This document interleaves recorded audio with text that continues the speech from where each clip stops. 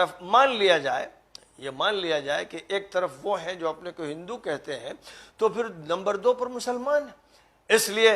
جو ہندوؤں کی نمائندگی کرنے والی طاقت ہے، اس کے اور مسلمانوں کے درمیان بیچ میں کسی کو نہیں ہونا چاہیے۔ یہ جو سیاست کانگریس نے چلائی اور جس سیاست کے ساتھ جمعیت العلماء نے اپنے کو بالکل ایک ضمیمہ بنا دیا، وہ سیاست دھوکے کی تھی، نفاق کی تھی۔ اس سیاست کی تہ میں تو وہی لوگ تھے جو ہندوتو کے نمائندہ تھے، لیکن اس کی اوپر کی سطح پر منافقین تھے جو بولتے کچھ تھے، دل میں رکھتے کچھ تھے، اور انہوں نے ایک طویل عرصہ 1947 سے لے کر پھر اگر آپ یہ کہیں کہ تقریباً 50-60 سال کا عرصہ اسی طرح گزارا کہ جو اس ملک کی سب سے بڑی اقلیت ہے اور جس کا اپنا ایک تشخص ہے اور اس کی اپنی ایک تاریخ ہے اور اس کا اپنا حال ہے، اس سے جھوٹ بول بول کر منافقانہ طریقے پر اس کو استعمال کر کے دھوکہ دے دے کر اس کو حاشیے پہ لا کے کھڑا کر دیا ہے۔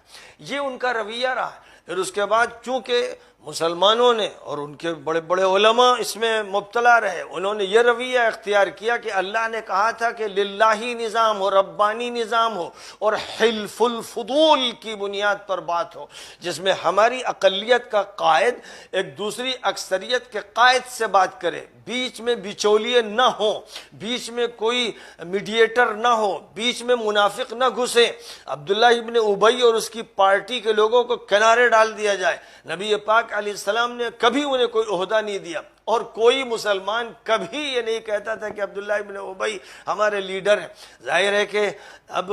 جب جگر ہٹ گئی اور غلط رخ پر لوگ پڑ گئے تو نتیجہ اس کا یہ نکلا کہ پہلے گاندھی جی تھے جو لیڈر تھے، پھر نہرو لیڈر بنے، پھر اندرا گاندھی لیڈر بنی، پھر سونیا گاندھی لیڈر بنی، آج راہل گاندھی لیڈر ہیں بہت سو کے، اور کچھ لوگ جن کو یہ لگا کہ اب یہاں مفاد زیادہ نہیں ہے اور دال زیادہ نہیں گل رہی ہے تو وہ کبھی ملائم سنگھ کے پاس آ گئے اور کبھی کاشی رام سے جڑے اور کبھی مایاوتی سے جڑے اور کبھی اکھلیش سے جڑے۔ یعنی ان کو تو شرک چاہیے، ان کا تو حال یہ ہے کہ آقا مشرک ہو اور ان کا شرک ہو رہا ہو تو وہ خوش ہو جاتے ہیں، انبساط پیدا ہو جاتا ہے، اور جب توحید کی بات کی جائے تو چہرہ فق ہو جاتا ہے اور پیشانیاں پر لکیریں پڑ جاتی ہیں۔ ان کو عادت ہے کھپچی لے کر چلنے کی، واکر پر چلنے کی، لنگڑے لولے ہیں، اس لیے ان کو سہارا چاہیے۔ تو اب اسی کا یہ نتیجہ ہے کہ یہ لڑائیاں ہوتی رہیں، فسادات ہوتے رہے۔ میرا یہ کہنا ہے کہ اگر یہ مانا جائے کہ RSS کے ہاتھ میں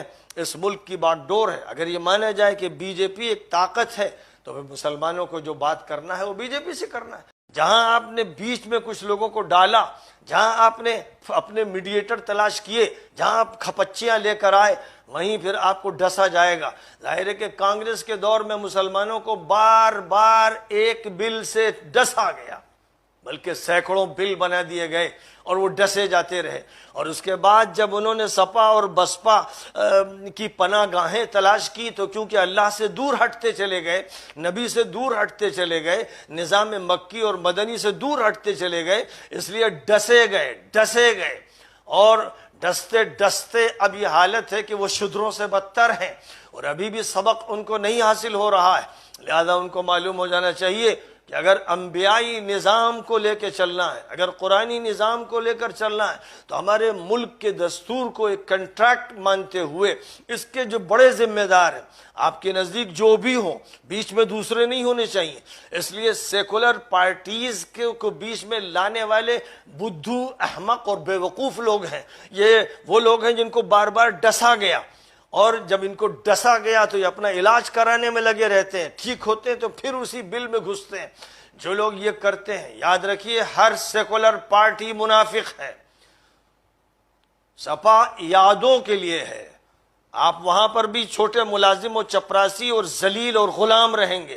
بسپا چماروں کے لیے ہے، وہاں پر بھی آپ چماروں کے بدتر رہیں گے اور ان کی جوتیاں سیدھی کریں گے۔ جو لوگ وہاں جا رہے ہیں وہ اپنی برادریوں کے لیے کام کر رہے ہیں اور بالکل ٹھیک کر رہے ہیں۔ ہر آدمی کو کرنا چاہیے، اپنے خاندان کے لیے کرنا چاہیے۔ یہ ملک جو ہے اس کا کانسٹیٹیوشن برادری واد پر نہیں ہے، یہ مانوتا پر ہے۔ لیکن جو لوگ یہ کر رہے ہیں، جنہوں نے سیاست کو ناپاک بنایا، گندا بنایا اور کیچڑ بنا دیا، وہ یہ کر رہے ہیں۔ تو ظاہر ہے کہ